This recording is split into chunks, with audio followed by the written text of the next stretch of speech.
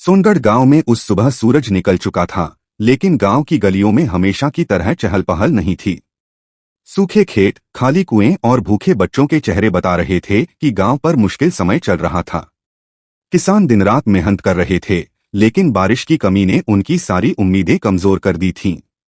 इसी बीच गांव की सबसे बड़ी हवेली से एक नया फरमान जारी हुआ, जिसने गरीब किसानों की बची खुची उम्मीद भी छीन ली।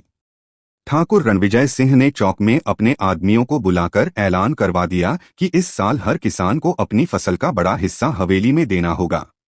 बूढ़ा हरिया हाथ जोड़कर अपनी मजबूरी बताने लगा कि घर में बच्चों के लिए अनाज नहीं बचा है, लेकिन ठाकुर ने उसकी एक नहीं सुनी।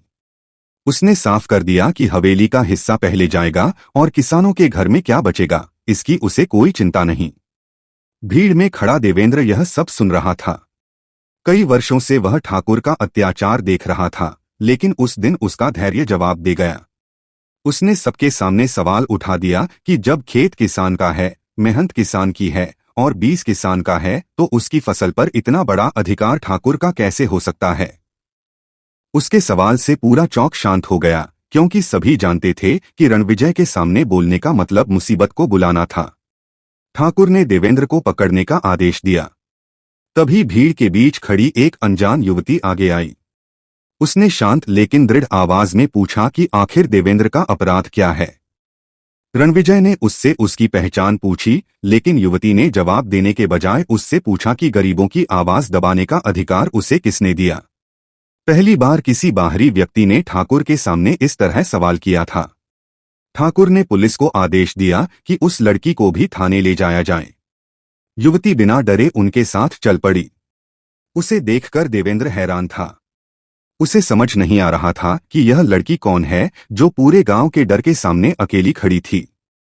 थाने में भी उसने किसी सवाल से घबराने के बजाय साफ कहा कि कानून किसी व्यक्ति की निजी संपत्ति नहीं है और एक दिन हर गलत काम का जवाब देना पड़ता है।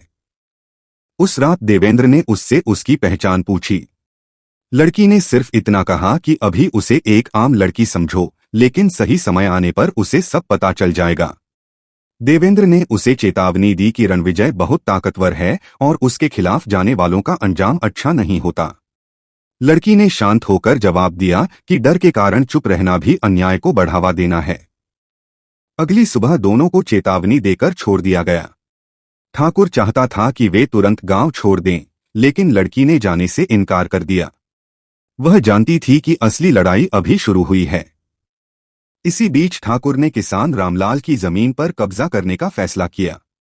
रामलाल के पास वही जमीन थी जिससे उसके परिवार का पेट चलता था। ठाकुर के आदमियों ने उसे बताया कि जमीन अब हवेली के नाम हो चुकी है। रामलाल अपने पुराने कागज लेकर ठाकुर के पास पहुंचा और अपनी जमीन बचाने की गुहार लगाई, लेकिन ठाकुर ने उसकी बात सुनने से साफ इनकार कर दिया। तभी वह अनजान लड़की वहां पहुंच गई। उसने जमीन के कागज देखने की मांग की और कहा कि अगर दस्तावेज सही हैं तो जांच से डरने की जरूरत नहीं होनी चाहिए। ठाकुर को पहली बार लगा कि यह लड़की केवल विरोध करने नहीं आई है, बल्कि उसके पुराने खेल को समझने की कोशिश कर रही है। देवेंद्र भी किसानों के साथ रामलाल की जमीन पर खड़ा हो गया। धीरे धीरे कुछ और किसान भी उनके साथ जुड़ने लगे। ठाकुर के आदमी उन्हें डराते रहे, लेकिन इस बार लोगों के चेहरों पर पहले जैसा डर नहीं था। तभी रणविजय खुद वहां पहुंचा और उसने मशीन से जमीन पर कब्जा करने का आदेश दिया। रामलाल अपनी जमीन के सामने खड़ा रहा। देवेंद्र भी उसके साथ खड़ा हो गया। लड़की ने भी पीछे हटने से इनकार कर दिया। ठाकुर ने उसे आखिरी बार चेतावनी दी कि अगर उसने रास्ता नहीं छोड़ा तो उसके लिए हालात खराब हो जाएंगे। लड़की ने शांत स्वर में कहा कि उसे डराया जा सकता है, लेकिन सच से पीछे नहीं हटाया जा सकता।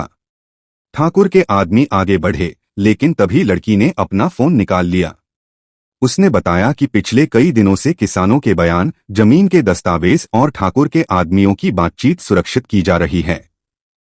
ठाकुर ने फोन छीनने का आदेश दिया, मगर लड़की ने कहा कि जरूरी सबूत पहले ही सुरक्षित जगह पहुंच चुके हैं। अब ठाकुर को पहली बार एहसास हुआ कि मामला उसके हाथ से निकल सकता है। उसने अपने आदमी भैरव को लड़की पर नजर रखने का आदेश दिया।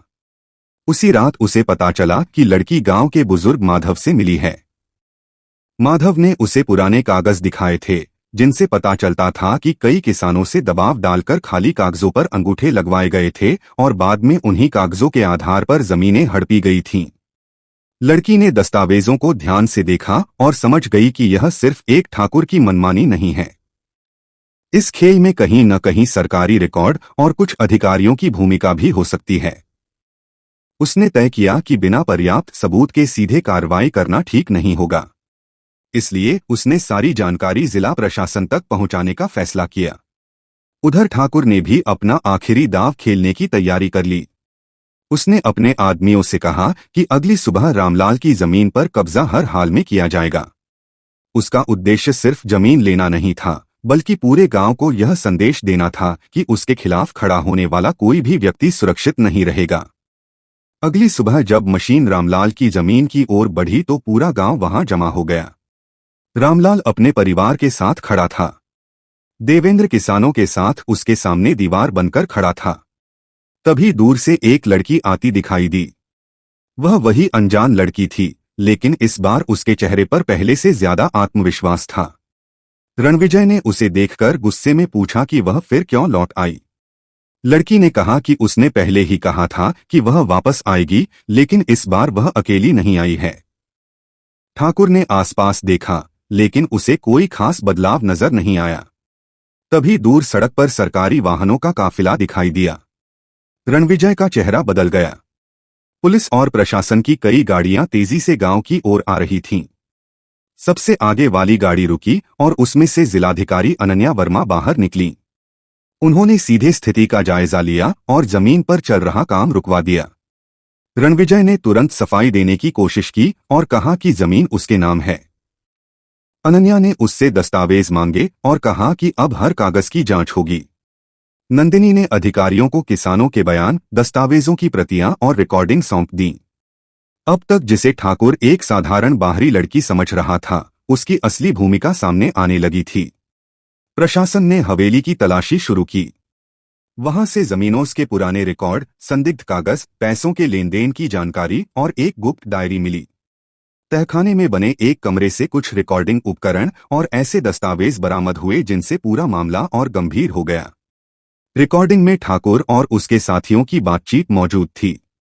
उसमें किसानों पर दबाव बनाने, जमीन के कागज बदलने और अधिकारियों तक पैसे पहुंचाने जैसी बातें सामने आईं। ठाकुर ने रिकॉर्डिंग को झूठा बताया, लेकिन प्रशासन ने उसे वैज्ञानिक जांच के लिए सुरक्षित कर लिया। अब गांव के लोगों को पहली बार लगा कि उनकी आवाज सच में सुनी जा रही है। एक एक करके किसान सामने आने लगे। किसी ने जबरन अंगूठा लगवाने की बात बताई, किसी ने फसल छीनने की शिकायत की और किसी ने बताया कि थाने में शिकायत लेकर जाने के बाद भी उसकी सुनवाई नहीं हुई। देवेंद्र ने भी अपना बयान दिया। उसने कहा कि उसने वर्षों तक डर में जीवन बिताया, लेकिन अब वह चाहता है कि आने वाली पीढ़ी को ऐसा गांव मिले जहां गरीब आदमी भी बिना डर के अपने अधिकार की बात कर सके। जांच कई दिनों तक चली। सारे दस्तावेज अदालत में पेश किए गए। गवाहों के बयान दर्ज हुए और रिकॉर्डिंग की जांच कराई गई। धीरे धीरे ठाकुर के खिलाफ सबूतों की कड़ियां जुड़ती चली गईं। अंततः अदालत ने सबूतों के आधार पर दोषियों के खिलाफ कानून के अनुसार फैसला सुनाया और किसानों के अधिकारों की रक्षा के लिए आवश्यक आदेश दिए। फैसले के बाद सोनगढ़ की तस्वीर बदलने लगी। जिन किसानों की जमीन गलत तरीके से छीनी गई थी, उनके मामलों की दोबारा जांच हुई। पंचायत में लोग खुलकर अपनी समस्याएं रखने लगे। अब किसी गरीब को सिर्फ इसलिए चुप नहीं कराया जाता था क्योंकि सामने वाला ताकतवर है। कुछ महीनों बाद उसी बरगद के पेड़ के नीचे गांव की बैठक हुई, जहां कभी ठाकुर अपने आदेश सुनाया करता था। अब वहां किसान अपने फैसले खुद मिलकर लेने लगे थे। देवेंद्र ने बच्चों की तरफ देखकर कहा कि असली ताकत किसी को डराने में नहीं, बल्कि सही बात के लिए खड़े होने में है। नंदिनी गांव से जाने लगी तो देवेंद्र ने उससे पूछा कि क्या वह फिर कभी आएगी। नंदिनी मुस्कुराई और बोली कि उसका काम किसी एक आदमी को हराना नहीं था। उसका काम लोगों को यह याद दिलाना था कि कानून सबके लिए बराबर है। उसने कहा कि बदलाव किसी एक व्यक्ति से नहीं आता, बल्कि तब आता है जब आम लोग अपने डर से ऊपर उठकर सच का साथ देते हैं।